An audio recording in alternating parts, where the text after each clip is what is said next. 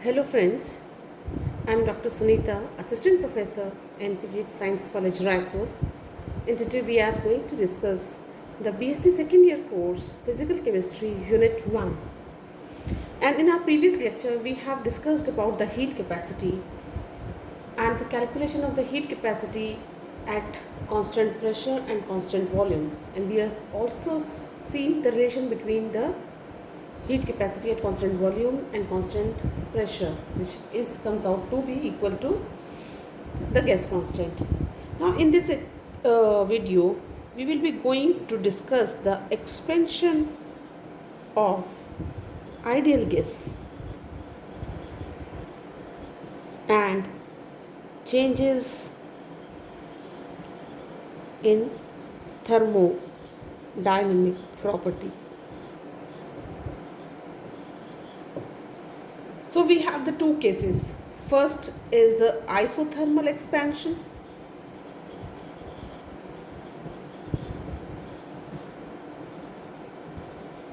and second is the adiabatic expansion. Isothermal expansion by name shows that there is no change in the temperature, and adiabatic expansion says that the heat is not allowed to enter, not allowed to leave. That means the heat change is zero. So we will see these two thermal and adiabatic expansion one by one and the corresponding change in the thermodynamic property. Dealing with the isothermal expansion first. So we will calculate here internal energy, enthalpy, then Q and W. Considering the enthalpy change, internal energy change, we know we have an isothermal system. Isothermal system says that temperature is constant, and we also know that this internal energy depends upon the temperature. Now since temperature is constant, so we have delta U is equals to 0, that is, it will not change. Second, we come to the delta H, enthalpy change. Okay, now this is a well-known expression of enthalpy where H is equals to U plus PV. Considering the change, we have our equation like this.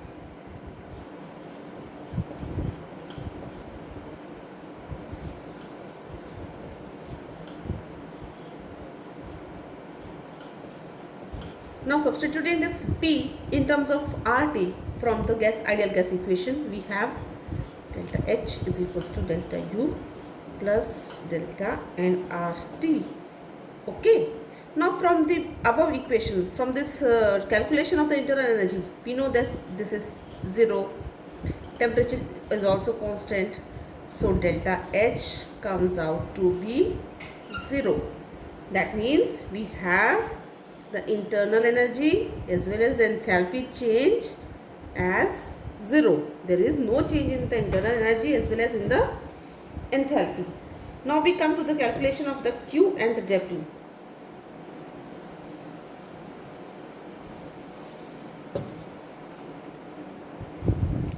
Q. Now we know that delta U is equals to Q plus W. This is our first law of thermodynamics. Now again, since delta U is 0, why delta U is 0? Because the temperature is constant. So internal energy, since it depends upon the temperature, is also constant. So W comes out to be minus Q. That is, in an isothermal expansion, the work is done at the expense of heat absorbed. Okay, and the magnitude of W or Q, it will depend upon the manner in which the process of expansion is carried out. Process of expansion, this can be carried out in two ways: reversibly or irreversibly, and we will see these two cases one by one.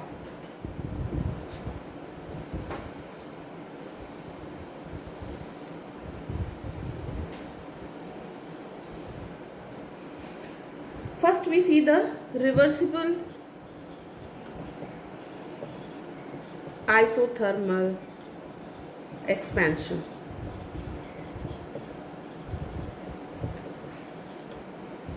And here we have to consider a gas enclosed in a cylinder fitted with weightless and frictionless piston. This is a piston which is weightless and frictionless. The cylinder is not insulated. It is supposed to be in thermal equilibrium with the surrounding so that the temperature of the gas remains constant all along, because we are dealing with the isothermal system.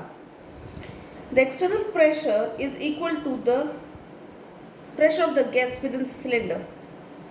This external pressure is equal to the pressure of the gas inside. These two pressures are equal.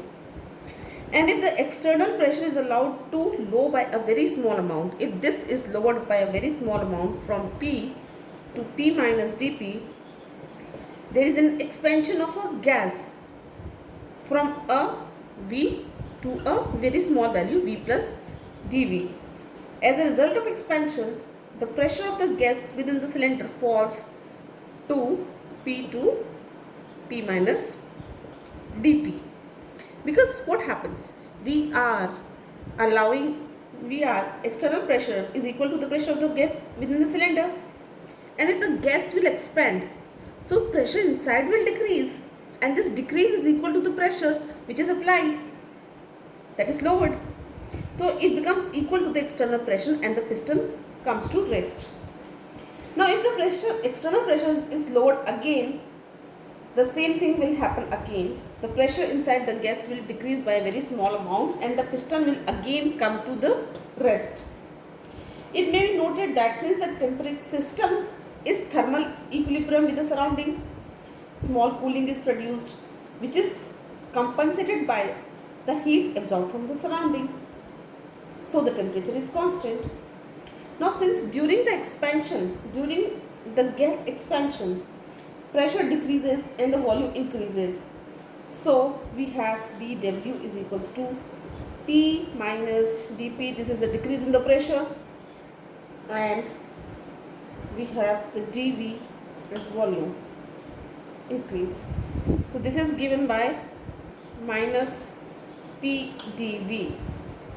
Okay, because what happened when we solve this equation, this becomes P dV minus dP dV, and we have ignored this term because the two quantities are very small. Okay, so the work done will be given by this equation. Work done is equals to the V1 to V2 P dV, where V1 is the volume of the initial gas in the initial state and V2 is in the final state. The above integral can be evaluated by substituting the value of P from the ideal gas equation. So this becomes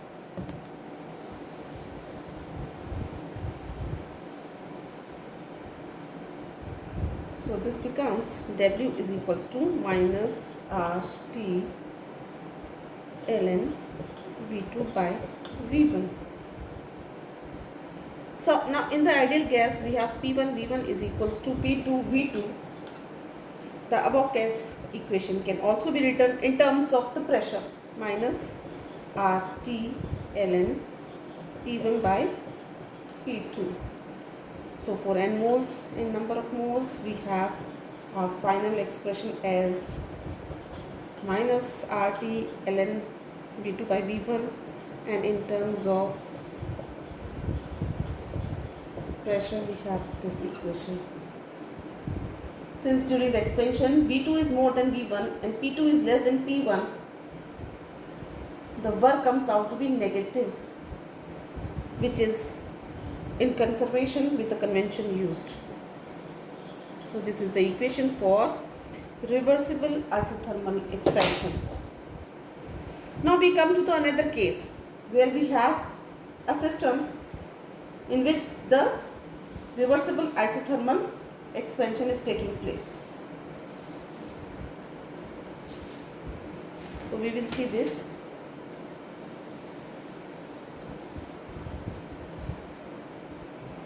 irreversible isothermal expansion.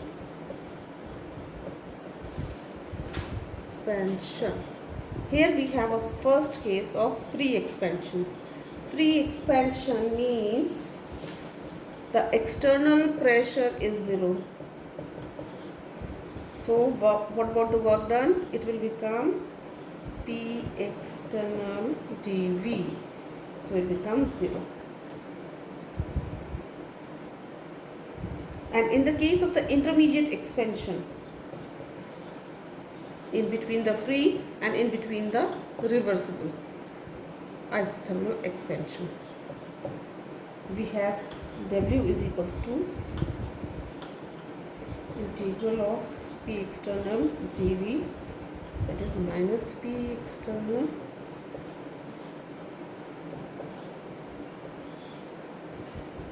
so the work done in case of irreversible isothermal expansion, where intermediate expansion is considered, the value of the work done is minus P external V2 minus P1.